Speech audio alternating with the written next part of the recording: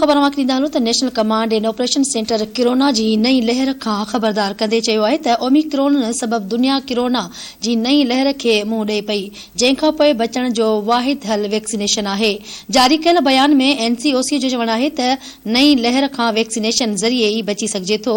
NCOC मूजिबि warm vaccination कराई corona ख़िलाफ़ जंग में हुकूमत जो साथ ॾियो।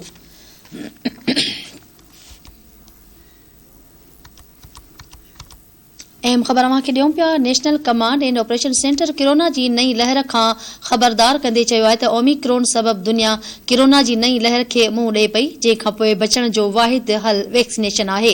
जारी कयल बयान में एनसीओसी जो चवणु आहे त नई लहर खां वैक्सीनेशन ज़रिए ई बची सघिजे थो। एनसीओसी मूजिबि वार्म वैक्सीनेशन कराए किरोना ख़िलाफ़ जंग में हुकूमत जो साथ ॾिए। अहम ख़बर मां ॾियूं पिया। National command and operation centre corona जी नई लहर खां ख़बरदार कंदे चयो आहे त ओमिक्रॉन सबब दुनिया किरोना जी नई लहर खे मुंहुं ॾिए पई, जंहिंखां बचण जो वाहिद हल वैक्सीनेशन आहे। जारी कयल बयान में एनसीओसी जो चवणु आहे त हूअ नई लहर खां वैक्सीनेशन ज़रिए ई बची सघनि था। एनसीओसी मूजिबि वार्म वैक्सीनेशन कराए किरोना ख़िलाफ़ जंग में हुकूमत जो साथ ॾियो।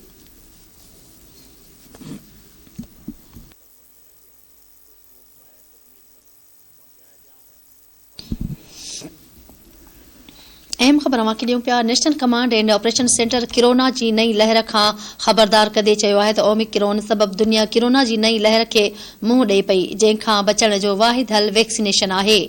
जारी कयल बयान में एनसीओसी जो चवणु आहे त नई लहर खां वैक्सीनेशन ज़रिए ई बची सघिजे थो। एनसीओसी मूजिबि वार्म वैक्सीनेशन कराए किरोना ख़िलाफ़ जंग में हुकूमत जो साथ ॾियो।